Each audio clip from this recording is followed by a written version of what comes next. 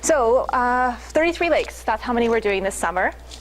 We are incorporating invasive species monitoring, and we're also working on policy change. That's the focus of my presentation today.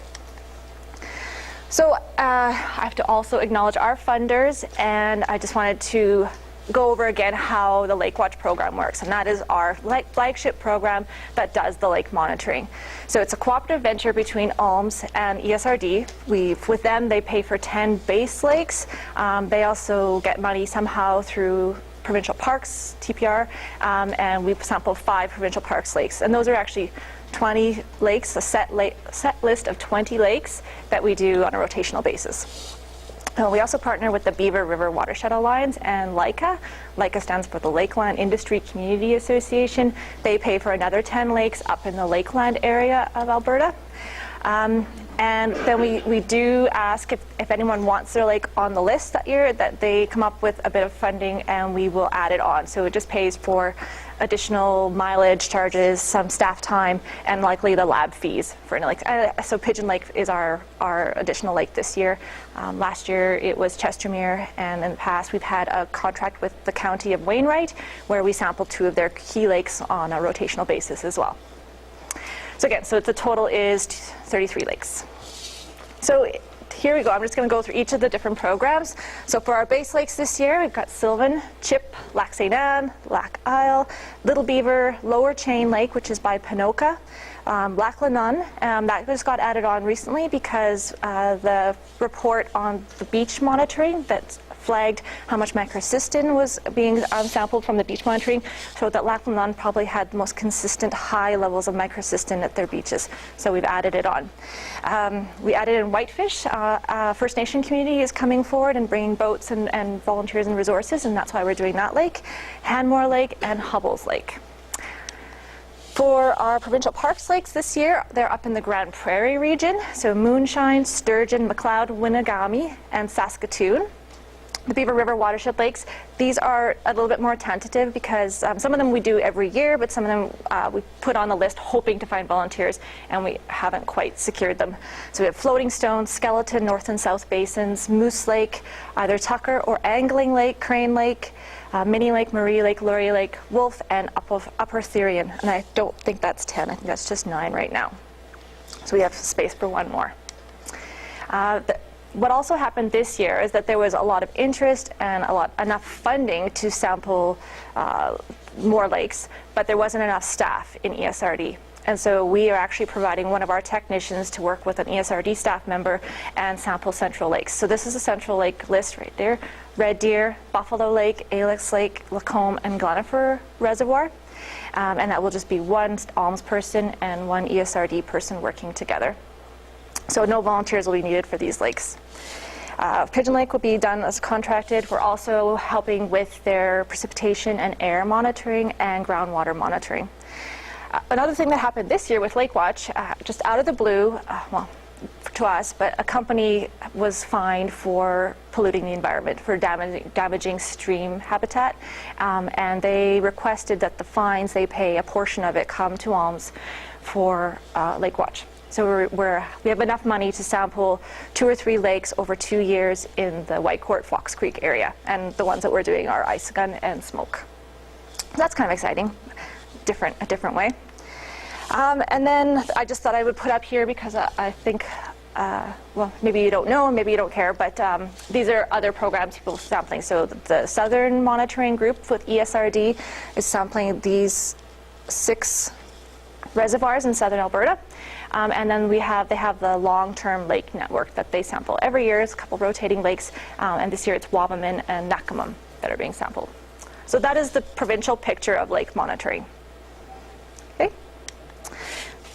What we collect when ALMS goes out and samples are this list here. I'm not going to go into it. It is on our website, but it's a long list, as you can see. And what's new is invasive species right here on the bottom. So LakeWatch needs you, or people like you. We cannot go out onto a lake by ourselves because we don't have a boat. We provide the technician, the bottle sets, we take it, we get it all analyzed, we provide a report, but you need to provide the boat and a person to drive the boat and the boat gas. This is only 5 times through the summer. It's pretty easy. And if your lake was on that list, please contact Bradley, and he will get in touch with you, and we'll start trying to find volunteers that can take our technicians out. The good thing about this is that it's a really good opportunity for education. It's a great opportunity. Ask a million questions. You're on the boat for 3 to 4 hours. That's a great opportunity to just learn more about your lake in particular, and what's happening on the provincial level with regards to lake management. So the invasive species monitoring started last year with mussels, and this is what we're doing. So Ellen up there in that picture here, she has a zooplankton net, and we drag through the water and we collect the microscopic veligers. We're looking for the veligers. We send the samples off to Ontario, and someone in Alberta here, and they look in their microscope and see if we can find any veligers. So we did that on all our lakes last year. We didn't find any veligers, which is great news, and we're going to do it again on all the lakes that we're doing. And I think this is going to be an ongoing addition to our sampling protocols. The only new thing this year is that we've initiated some decontamination procedures. So, and you might want to know this too, when you're going between lakes, you have to make sure your lake is clean and drained and dried, and possibly let it dry over a day before you move to the next lake. We're also soaking all of our equipment in vinegar or bleach and things like that to make sure that we're not contaminating lakes as we move between them.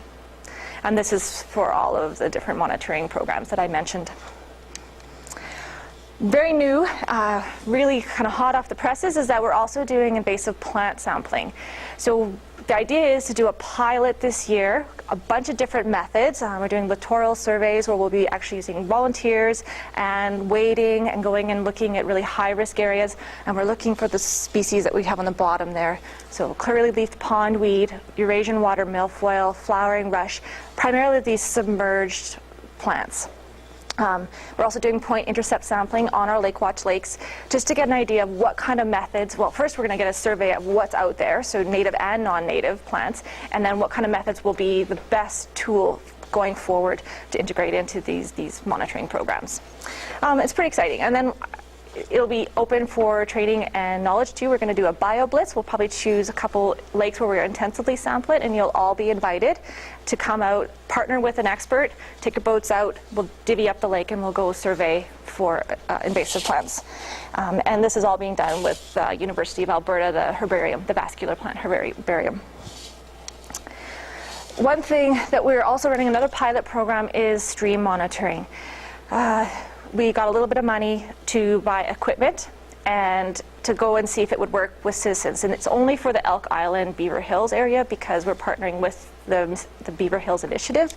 But we are going to be buying some easier to use hydrolabs, kick nets, things that you might do, and we are coming up with protocols and training keys. So you'll actually do online training, get certified, and then you'll be able to go out and actually monitor streams.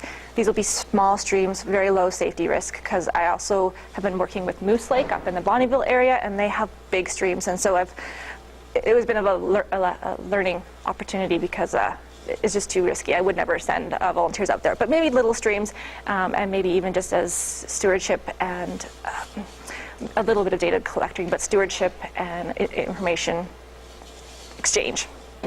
It would only be for nutrients, total suspended solids, and flow. So what we do for education and outreach this year, we have a monthly newsletter. If you're not on our newsletter, please sign up. That would be great. It's real simple. You just go to our website, have a little link, type in your email, and you're on. We've been doing some school presentations as much as we can. There's only 2 full-time staff. We have 4 technicians, but 2 full-time staff, so we're somewhat limited. And I spent a lot of time promoting holistic lake management. And that's with the workbook. I think you guys all have a copy now. And I can come and talk to your group at any time about overall lake management. One of our big initiatives for education and outreach is our workshop. Save the date, write it down, September 26th and 27th, 2014 in Slave Lake. The theme is learning from the past and planning for the future. I think we'll have a whole session on paleolimnology, which I'm pretty excited about, so you can understand how understanding what happened in the past and how your lake was 100 years ago can really help inform your goals for lake management today. And the stuff I just wanted to bring up is that we are working on policy change. We're trying to encourage better lake management at the higher levels. So ALMS has a seat on the Water Council as a lake conservation sector representative. So technically we're representing all of you. You might have some thoughts about that. Talk to our president, Steph Neufeld, and Jay White. They are our two representatives on the Water Council. We also go around and we promote protection and management of lakes and the watersheds through engaging municipalities, the government of Alberta, researchers. We just had an article in the newspaper. We're probably going to do a whole series this summer on lakes through the Edmonton Journal, and talking to the public as much as we can. And these are the couple things I just wanted to flag for your interest, and you might want to read more about it. These are what I care about, and I think they're relevant. There has been updated surface water quality guidelines. These are the number values for lack of a better word, chemicals. But for example, nutrients such as phosphorus and nitrogen, they've removed that number value and they've put it a verbal statement. And it says something like the values of phosphorus and nitrogen must be set specific to your lake. That's a good thing, because before it was 0.05 and most of your lakes were already past that. And it wasn't enforced, and it probably was meaningless because naturally they would have been higher than that. So look that up. It's on their website. It's now been released. I also put it in the newsletter. I think we should also be asking about the ESRD water conversation promises. We all went to those meetings where we talked about healthy lakes and what we wanted to see with healthy lakes, and nothing's come from it. So ask your MLA what's happened there. I have heard that ESRD has put into their strategic plan that they are working on a lake management framework, and I'm assuming that is coming from the water conversation, but also worth following up on. The Water Council, ALMS submitted a statement of opportunity for lake management. That is coming up in June. That is starting right away, and that's really good news. And hopefully bullets 2, 3, and 4 will all merge together with that project team, but I don't know yet. Last thing to follow up on is AMERA, the Alberta Environmental Monitoring, Evaluation and Reporting Agency, just starting, largely focused on the oil sands, but it will affect all of us because it probably will become the agency that does monitoring in Alberta. ALMS will get their money from it. I'm not sure how lake groups can provide input into that, but we're trying to follow up with it and learn more, and have a little bit of say in how there's a provincial lake monitoring program might look. And the last thing are the regional plans. These are important. These are big, broad level visionary plans for specific regions. 2 have been done. The one that's starting right now is the North Saskatchewan Regional Plan. A lot of your lakes fall within the North Saskatchewan region. They've already identified lakes as an issue. Please pay attention, write your concerns, go to the meetings, and represent your lake as best you can. That's my advice.